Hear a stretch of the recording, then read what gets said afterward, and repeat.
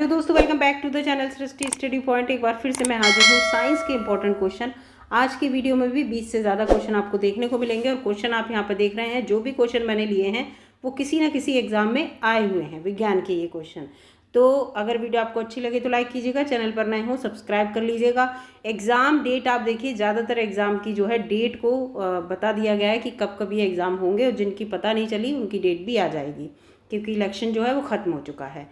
जुगनू होता है, पहला क्वेश्चन है। एक क्या होता है? वो कीट होता है, इंसेक्ट होता है, ठीक है, वॉर्म नहीं होता, इसको याद रखिएगा। जुगनू वॉर्म में नहीं आएगा, यानी कि कृमि में नहीं आएगा, वो इंसेक्ट होता है। अगला क्वेश्चन है यहाँ पर, दीमक को क्या कहते हैं? दीमक को एक और नाम से जानते हैं, उसे कहते हैं वाइट आंट, श्वेत चींटी भी कहते हैं। बिल्कुल सफ़ेद सी होती है, बिल्कुल महीन कीड़े जैसा दीमक होती है, तो इसीलिए इसको इस नाम से जाना जाता है। और ये देखिए पीसीएस के प्री में आ चुका है। अगला क्वेश्चन है, हेलोफाइट्स अच्छी वृद्धि करते हैं। हेलोफाइट्स जो है वो प्लांट्स होते हैं, ये दलदली भूमि में रहना पसंद करते हैं, लवड़ीय जो भूमि होती है उसमें रहना, ठीक है। तो ये साल्टी जो नेचर की मिट्टी होती है उसमें बहुत अच्छे से रहते हैं, तो इसीलिए यहाँ पर इसका उत्तर जब साल्टी नहीं लिखा तो ये जो है क्षारीय मृदा के अंतर्गत ये क्वेश्चन यहाँ पर आएगा। अब ठीक है, क्षारीय मृदा में रहना पसंद करते हैं। और इसका उदाहरण मैं आपको बताऊं, सबसे अच्छा उदाहरण जो है मैग्रोव वन आपने सुने होंगे, वो जो है इसका सबसे अच्छा उदाहरण है, ठीक है। और इसके बाद आगे आगे बढ़ते हैं। आगे बढ़ने से पहले ये भी बता दूं कि इन्हें सुंदरी वन भी कहते हैं ना, सुंदर वन है ना, इसीलिए सुंदरी के पेड़ कहते हैं, और सुंदर वन में ही होते हैं पश्चिम बंगाल की तरफ। अगला है उड़ने वाला स्तनपाई। उड़ने वाला स्तनपाई पूछा है यहाँ पर, तो उड़ने वाला जो स्तनपाई है वो है यहाँ पर चमगादड़। और स्तनपाई को इंग्लिश में कहते हैं मैमल, ठीक है, मैमल कहते हैं। और हम लोग भी जो मनुष्य हैं मैमल हैं। अगला ये देखिए, ये भी यूपीएससी आईएएस वाला जो प्रीलिम होता है उसमें आया हुआ एग्ज़ाम, ठीक है। शरीर रचना के किस वर्गीकरण में जो लोबस्टर हैं वो संबंधित है? तो लोबस्टर जो होते हैं वो क्रस्टेशियन होते हैं, क्रस्टेशियन जो केकड़े वगैरह होते हैं वो, ठीक है।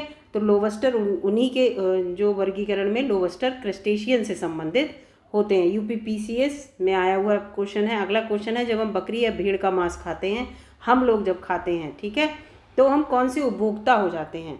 तो हम जो है द्वितीय उपभोक्ता हो जाएंगे, प्रथम उपभोक्ता नहीं होंगे। प्रथम उपभोक्ता जैसे जो उत्पादक को खाते हैं वो प्रथम उपभोक्ता हैं। शाकाहारी लोग जो होते हैं वो प्रथम उपभोक्ता होते हैं, ठीक है। शाकाहारी यानी कि जो पेड़ पौधे या उन्हें खाते हैं, और उत्पादक जो होते हैं वो पेड़ पौधे होते हैं, वो खुद अपना भोजन बनाते हैं। और जबकि हम ये मांस खाने लगे तो हम द्वितीय उपभोक्ता हैं। और तृतीय उपभोक्ता इसलिए नहीं क्योंकि हमें भी अगर शेर मिल जाएगा तो शेर हमें खा जाएगा, तो इसलिए हम तृतीय उपभोक्ता में नहीं आएंगे, शेर आएगा तृतीय उपभोक्ता में। अगला है, डॉल्फिन वर्गीकृत किए जाते हैं। डॉल्फिन किसके अंतर्गत आते हैं? तो डॉल्फिन भी मैमल्स हैं, ठीक है। डॉल्फिन भले ही पानी में रहती है, आप सोचोगे फिश है जो पीसीज के अंतर्गत आएगी, लेकिन नहीं, ये मैमल में आती है, आगे मत्स्य में नहीं आएगी। अगला है, जल के बाहर निकाले जाने पर मछलियाँ मर जाती हैं क्योंकि सबसे बड़ी बात है उन्हें श्वास वो नहीं ले पाती, वो जल में ही सांस लेती हैं अपने गिल्स के थ्रू। जल में जो ऑक्सीजन होती है O2 उसको लेती हैं। अब उन्हें जब पानी नहीं मिलेगा वहाँ पे तो वो इसलिए सांस नहीं ले पाती, मर जाती हैं। अगला है, एम्फीबिया का मतलब क्या होता है? एम्फी माने होता है, ये जो एम्फीबिया लिखा है ना, इसमें एम्फीबी माने होता है बोथ, बिया माने जो जीवित रह सके, तो बोथ माने दोनों जगह। कहाँ पर? जल और स्थल दोनों जगह। तो जल और स्थल दोनों जगह पर जो रह सकेगा जो पशु, उसे कहते हैं एम्फीबियन, ठीक है। उभयचर कहते हैं हिंदी में से, उभयचर, ठीक है। उभयचर माने दो जगह। क्या उदाहरण है इसका? मेढक। मेढक को आप पानी में भी देखेंगे और मेढक को आप कहाँ देखेंगे?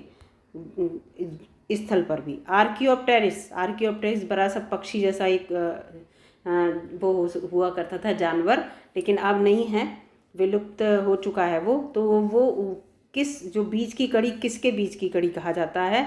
तो ये जो है वो सरीसृप और पक्षी, ठीक है, सरीसृप और पक्षी के बीच की कड़ी कहा जाता है, क्योंकि इसमें क्या है, पक्षी के जैसे पंख वगैरह सब थे, इसके भी थे, और पक्षियों की तरह इसके दांत भी थे, तो ये सब है सरीसृप और पक्षी के बीच की से कड़ी कहा जाता है। ये क्वेश्चन देखिए यूपीएससी CDS का जो एग्जाम होता है उसमें आया, बड़ा इंपॉर्टेंट क्वेश्चन भी जगह आपको मिल जाएगा ज़्यादातर। वैज्ञानिकों ने हाल में ही नई प्रतिजैविक एक निकाला है, और निकाला गया है वो किससे निकाला गया है? प्रतिजैविक यानी कि एंटीबॉडी जो निकाली है तो वो मेढक से निकाली है। किससे निकाली है? मेढक, जहरीला मेढक है उसके द्वारा इन्होंने एंटीबॉडी डेवलप की है। मकड़ी कीड़ों से भिन्न होती है, इंसेक्ट से भिन्न होती है। इंसेक्ट की श्रेणी में मकड़ी नहीं आती। तो क्यों नहीं आती? तो वो इसलिए नहीं आती क्योंकि मकड़ी की जो होती हैं 8 टांगें होती हैं, जबकि इंसेक्ट की पहचान है उसकी 6 टांगें होती हैं, हमेशा 6 टांगें होती हैं। ठीक है, और इन 6 को हम कहते हैं 3 पेयर्स ऑफ लेग्स। ठीक है, 3 पेयर्स होते हैं और इसके 4 पेयर होते हैं, इसीलिए ये कीड़ों से भिन्न होती है मकड़ी। ये लिखा है गर्म रुधिर वाले यानी कि वार्म ब्लडेड। ठीक है, वार्म ब्लडेड जो लोग होते हैं वो लोग किस प्रकार के होते हैं? वो अपने ब्लड का शरीर का जो टेम्परेचर है उसको एडजस्ट कर पाते हैं या नहीं कर पाते? नहीं, हमेशा एक सा बना रहता है उनका टेम्परेचर बॉडी का। उनका बॉडी का टेम्परेचर कभी चेंज नहीं होता वार्म ब्लडेड वाले, और इसीलिए उन्हें थोड़ी दिक्कत होती है। जबकि कोल्ड ब्लडेड जो होते हैं एनिमल, वो अपना बॉडी का टेम्परेचर जो है वो मौसम के अनुसार बदल लेते हैं। ठीक है, तो यहाँ पर हमेशा एक सा बनाए रखते हैं जो गर्म वो वार्म ब्लडेड लोग होते हैं। अब है यहाँ पर निम्न में से कौन सा गुण मनुष्य को अन्य सभी बानर गुणों से पृथक करता है? ठीक है, यानी कि जो बानर के गुण हैं उनसे अलग कैसे है मनुष्य? तो क्या है? ये है जानने की इच्छा प्रकट करना। ये क्योंकि माइंड विकसित है, जब माइंड विकसित है मनुष्य का तो इसीलिए मानव से ज़्यादा, तो इसलिए ये चीज़ है इसकी जानने की इच्छा प्रकट करना।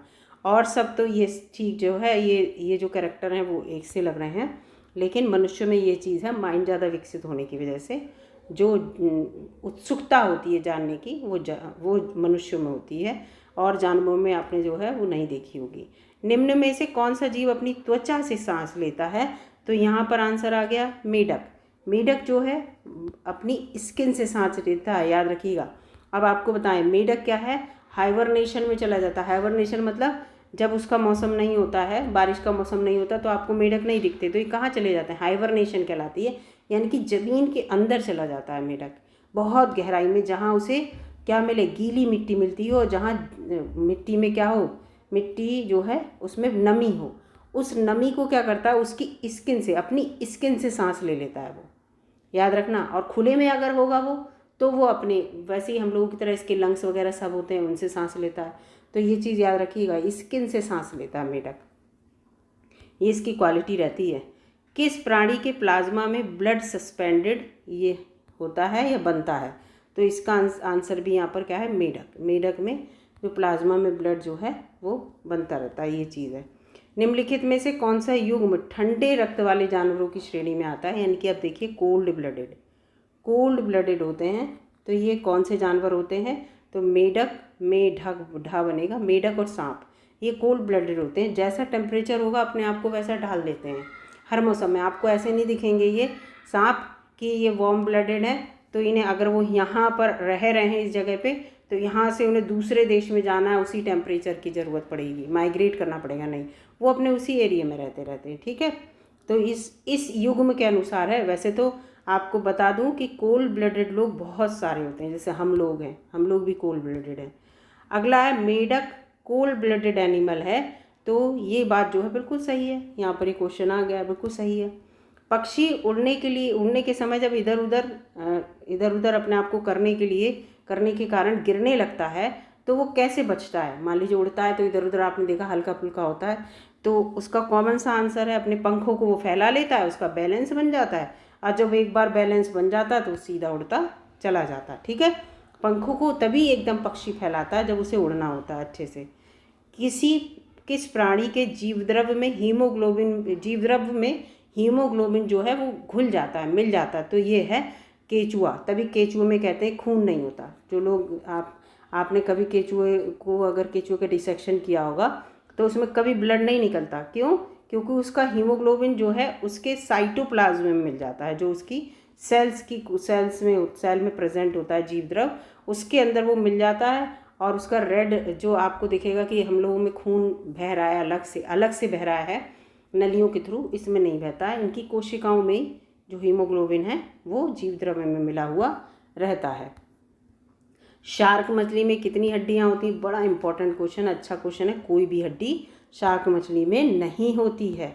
ठीक है, कुत्ता एक शाकाहारी जानवर है, ये बात सही है कि गलत? गलत है भाई। कोई कोई कुत्ता तो ऐसा है, कोई कोई फीमेल जो जिसे विच कहते हैं, वो ऐसे होती है कि अपना बेबी पैदा करके अपना बेबी खा जाती हैं। ठीक है, तो आप ये नहीं कह सकते वो शाकाहारी है, शाकाहारी जानवर नहीं है, ये गलत बात है यहाँ पर।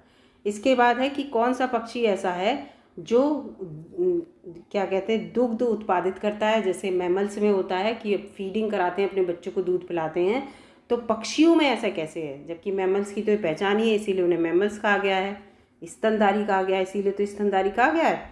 ठीक है, तो क्रॉप मिल्क जो है उसे कहते हैं। तो ये वाइट एक लिक्विडी सा जैसे पदार्थ जो है वो मेल और फीमेल इसके किसके कपोत माने कबूतर।